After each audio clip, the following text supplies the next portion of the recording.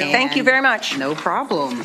And we will move forward with the next bill. Finally, Delegate Metzger, thank you for your patience today. You do have several witnesses. I have here in the room Antonio Labat, Heidi Felix, and Miranda Hart. Somebody left her pocketbook. I have my phone. That's what's important. Thank you very much.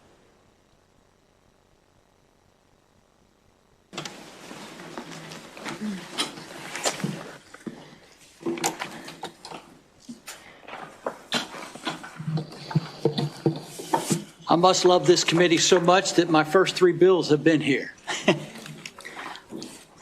Thank you very much. For the record, I'm Delegate Rick Metzger with House Bill 117, the airway cleared device known as the Bowen-Levy Airway Act.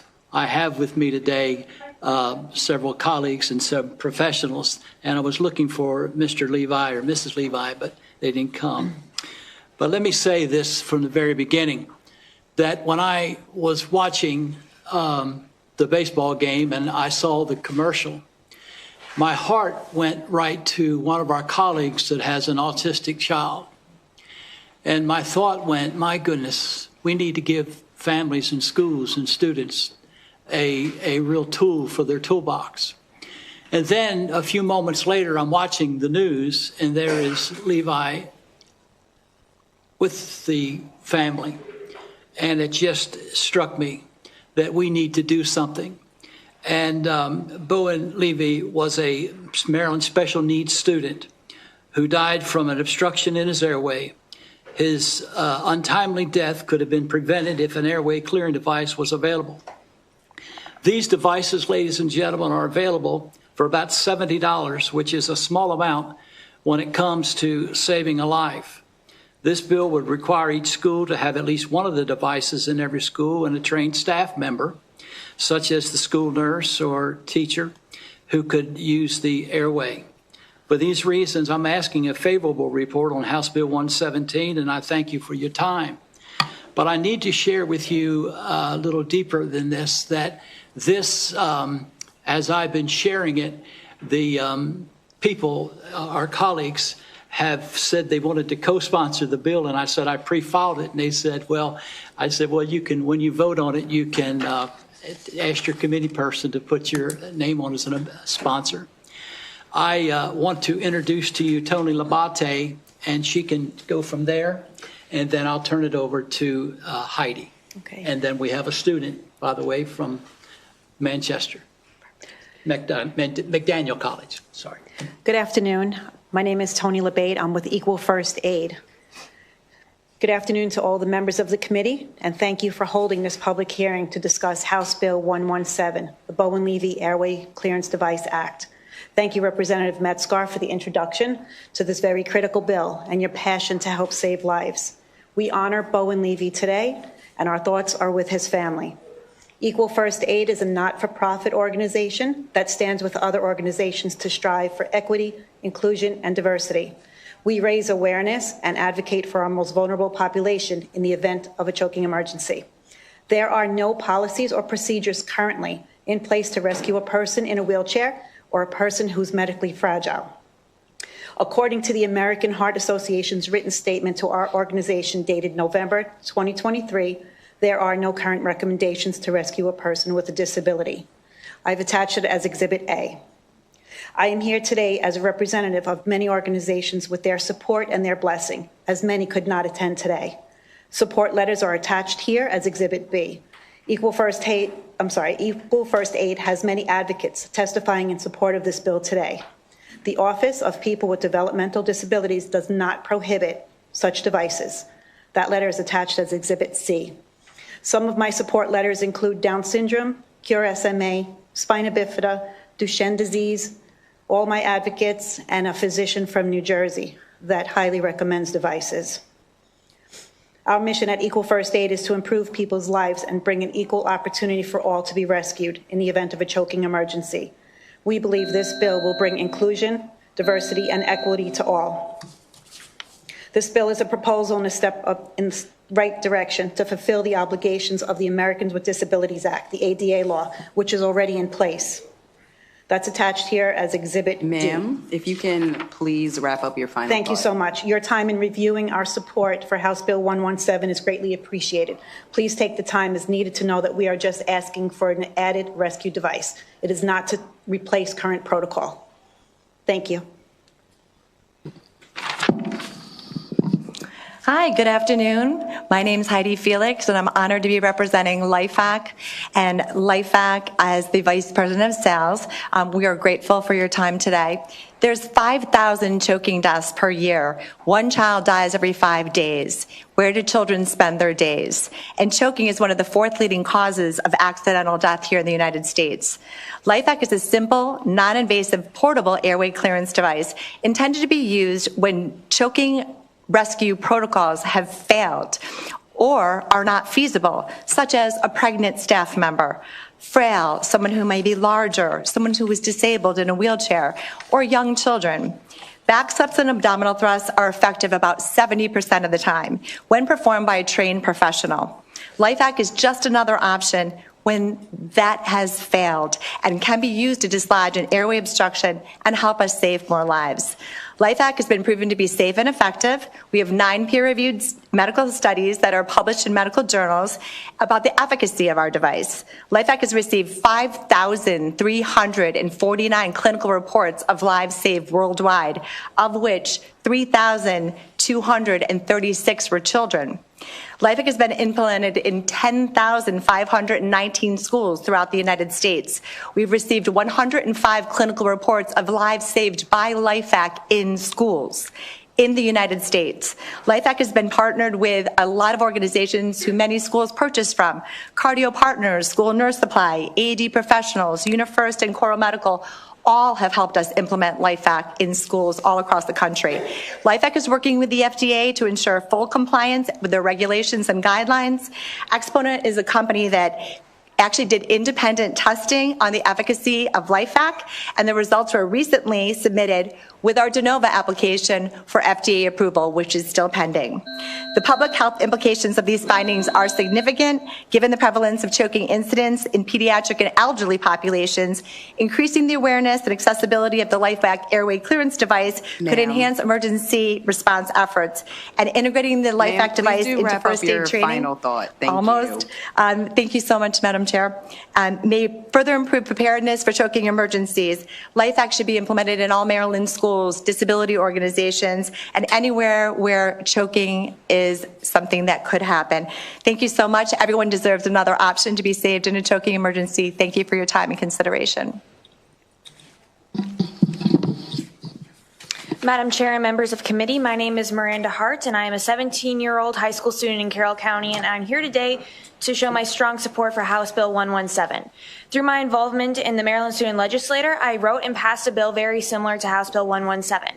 The experience showed me that students across Maryland believe schools should be better equipped to respond to choking emergencies, and that student safety must come first. The passage of the bill reflects clear student support for adding airway clearance devices to our school systems. We need this bill because choking emergencies happen suddenly, and in school settings, staff can be left with limited options when the Heimlich maneuver is unsuccessful. As a student trained in CPR and basic first aid, I recognize that while the Heimlich maneuver is a critical first-line response, it is sometimes not effective or safe in every situation. The Heimlich maneuver is intended only for conscious individuals and cannot be used once a person becomes unconscious. It can be difficult to perform if a responder is smaller than the victim or the victim has certain disabilities. In those moments, time is lost and options are limited. House Bill 117 does not replace the Heimlich maneuver. Instead, it acknowledges its limitations and provides an additional life-saving option when traditional methods are unsuccessful or no longer appropriate. Airway clearance devices can be used on both conscious and unconscious individuals, giving school staff another chance to restore airflow when seconds count. In addition, these devices are generally easier to operate, and do not require the same level of physical strength, allowing a wider range of staff members to respond effectively in emergency situations. As a student, I proudly support legislation that equips educators with the tools they need to respond to life-threatening situations. No family should have to experience a tragedy of a preventable choking incident, and no school staff should be left without options when seconds matter. For these reasons, I respectfully urge the favorable report of House Bill 117. Thank you for your time and commitment to the safety of Maryland students. Very nicely done. Miranda? Yes. Excellent job. We always love when students come and testify, so thank you for being involved, your work with the Maryland Student Legislature, and also drafting and passing this bill on your own through the Student Legislature. Congratulations, and just in time, so great job. Are there any questions on this bill? We will go to our virtual witnesses as well, but any questions for these witnesses? Go ahead, Delegate Ebersol. Sure. Thank you, Madam Chair. Thank you for this bill. I appreciate your concern for the safety of the children. This is another device that needs to be used. For example, it can be compared to AD that are really very instructive when people use them. They actually say the commands to you as you use them. So my question is, you have in the bill that the county will authorize a nurse or other personnel to use the airway clearing device. How do you envision that authorization taking place? Are people going to have to train how to use these properly? And I didn't get all the way through the bill, so I apologize if it's there. Are there Good Samaritan protections in the use of this device? So those are two questions, please. Just leave it alone. She'll turn it on for you. Just hang on. Madam Chair, may I display so they can see them? I'll pass them around. Perfect. Hi, good afternoon. Thank you so much for your question. I appreciate that. There is about a 5-minute training video for this. It's a very simple device to use. It was intended to be used by a panicking parent, and that was why it was invented by our CEO. So it really is a portable suction, and it's something that many ambulances already carry, portable suction, some of it's powered suction, but our device actually can be used on children as well as adults. It has interchangeable masks, and it's very intuitive. Inside each one of the kits, there is instructions for use. And in regard to the Good Samaritan law, I did actually provide you some information about that as well, so that you have that. There's the do no harm, there's premise liability, and some other things that, from a risk evaluation standpoint, many of the school districts bring those things up. So I decided to prepare you with all that information as well. Thanks. But there are two different devices. One, we call it a home kit. It was originally designed for people and consumers, and it has a practice mask. And that practice mask can actually be used for demonstration purposes to show people how to use the device. And then the other two masks are an adult and a pediatric masks, both of which kept sterile, and it can be used for resuscitation as well as training purposes. Thanks. But we do have a great video on our website for that purpose. And I wonder if the sponsor envisions us requiring teachers or school personnel to train on this. Typically what we do is we train the nurses, and the nurses in turn train, but there is annual training typically for staff as well as teachers for CPR. And many CPR instructors throughout the state of Maryland and other states have actually incorporated LifeVac as another option when everything else fails at the end of their choking rescue portion of their courses. So my question was, do you envision required training? Like, are teachers going to be required to train to use this device if you're going to have it in the school? I don't think so. I don't foresee that being an issue, though. I mean, most people are fairly simple. Have you ever used a plunger before? That's exactly how simple this device is. Right. It's not my question about the ability to use it. My question is when you have teachers in a position where there are devices that need to be used, sometimes they offer training and sometimes they require training. Okay. And so this becomes an issue of professionalism. I would say they can opt in to require it. If they want to require it, they can. If they don't have to train. Okay. Thank you. Delegate Long. Had a couple of questions. The first question is, do these have any time limits, how long they can be saved or, stored? And do they have to be stored in a certain area, have the sunlight, whatever? Great question. So the device itself never expires. The masks will. So the masks will need to be replaced every 2 to 3 years. Environmental conditions definitely plays into that. We have some very cold temperatures out there, and I always tell everyone not to be keeping their travel kit in their car because it does actually deflate the masks, not that they won't work. So we have an expiration date on the masks only inside the kit. Let me make sure I'm hearing you right. So let's say first inside of school, they store it wherever. Hopefully it's out of sunlight. I imagine sunlight would deteriorate the mask. And then you say you'll actually have an expiration date on it. It has to be replaced every 2 years? Correct, between 2 and 3 years. Okay. And each of the masks actually is labeled accordingly. Okay, thank you. Thank you. All right, I'm not seeing any more questions, but we will bring in our virtual witnesses, Eric Ryan, Kimya Davani, and Avalon Tortora. Eric, you can begin.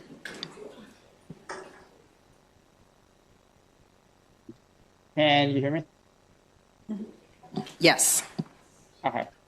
Hi, my name is Eric Ryan. I'm 37. I was born with muscular dystrophy, and I've always used the wheelchair. This is me in my wheelchair. I'm here in support of the bill. I've been working with Eco First Aid for almost 2 years now, and I'm gonna make this quickly because I know I only have a minute and a half. But I'll, support show my support with the story. When I was 7 years old, this was before Life Act was even a thing. My twin brother, we were both 7 years old, and he started choking on a hot dog. My mom obviously was frantic. I can put myself there like it was yesterday. She turns him upside down, pat him on the back. My dad tried to hit him on the back. We're both in wheelchairs, and the way our bodies are, you cannot give us the Heimlich maneuver. My mom's calling the ambulance. My brother was blue. It was after about 2 minutes. I don't know how my dad thought to do it, but he decided he was going to give it a shot. He pinched my brother's nose and sucked on his mouth, and the hot dog was able to come dislodged. I would say for the next 5 minutes, my dad was throwing up in the bathroom, but he was able to save his life. I know I hear a lot of people saying, well, what if this, what if that? Listen, stairs can get you upstairs. The Heimlich maneuver is an option for when you're choking, but we don't say, let's not put a ramp in the building for people that can't use stairs. In my opinion, it would be wildly inappropriate and unacceptable to not give people like myself an option when we're choking, because without my dad doing that, my brother wouldn't be here. So I would appreciate if you can take that into consideration when making your decision. And I'm assuming everybody here is going to make the right one. Thank you. Thank you so much, Eric. We appreciate your testimony. Next up, Kimya or Avalon? I'll go if you guys don't mind. Yes, please go ahead. Okay, thank you. Sorry, I'm trying to turn on the video here. It seems like the host has turned off the video. If someone wouldn't mind putting that back. There we go. Okay, thank you. Hi, I'm Avalon Tortora, and today I'd like to be sharing my experience with LifeVac as not only a user of the device in my occupational field, but also as somebody whose life has personally been saved by it. I'd like to begin by thanking the Ways and Means Committee for this hearing today, as well as Representative Metzger and for proposing this bill, and Madam Chair. As most of you know, LifeVac is a non-invasive airway clearance device that is used in choking emergencies when standard protocols failed. Before I retired, I worked in the home health field where I would care for individuals with disabilities in their home setting. Many of these patients had disabilities that put them at higher risk for choking, and because of this, I always carried LifeVac in my car if the clients didn't already have one in their home. I had one patient in particular that was immobile, and because of intellectual disability was at high risk for choking at mealtimes. During my time with this patient, they experienced full airway obstructions at least 5 times in the 5 years I worked with them. And of course, during our time together. Now, each of these times we struggled to initiate standard protocol because the patient's inability to stand or follow direction. And because of this, in each of these situations, I utilized LifeVac to remove the obstruction. All 5 times it took less than 30 seconds before it was entirely cleared.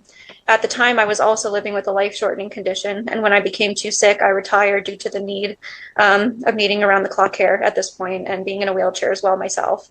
Knowing how LifeVac saved my life and my patients on multiple occasions, I made sure to train my personal caregivers on how to use the device in case of any emergencies. And this ended up saving my life because of my progression. I started to develop dysphagia or trouble swallowing. And my caretaker was able to use LifeVac on me during a choking incident during a focal seizure where I was actually not conscious enough to be able to stand up, nor could I because of being in a wheelchair. Again, it took less than 30 seconds for them to completely remove the obstruction. So I personally witnessed LifeVac save multiple lives, including myself and my patient, and having this device in schools is just as important as having an AED, a first aid kit, and even a fire extinguisher. Schools in general are bound by the ADA and are required to make reasonable accommodations for their students with disabilities. And there are multiple disabilities that do increase the risk of choking, such as cerebral palsy, dysphagia, epilepsy, muscular dystrophy, autism, just to name a few. And some of these disabilities could make it harder for faculty at schools to initiate standard choking measures because of barriers like wheelchairs, trachs, inability to stand, follow directions. LifeVac is that backup measure that bridges the gap and increases the likelihood of successful outcomes for those people. And to wrap up, it is also important to note that LifeVac is a non-invasive clearance device. This means you do not have to open the person's mouth and place anything inside in order to use it. This is especially an important safety measure because of people who are choking, especially with disabilities Ms. like cerebral. Avalon, we do need to go on to the next witness, but we got a lot of great information from you. Thank you so much. Okay, my last thing was just talking about the ADA in schools, if you wouldn't mind. I have let you go over a full over 30 seconds, so we do need to move on. But do we have your written, or are you able to follow up with it? Yes, I do have my written that I... Okay. Thank you so much. We appreciate it. Ms. Kimya, you can please proceed.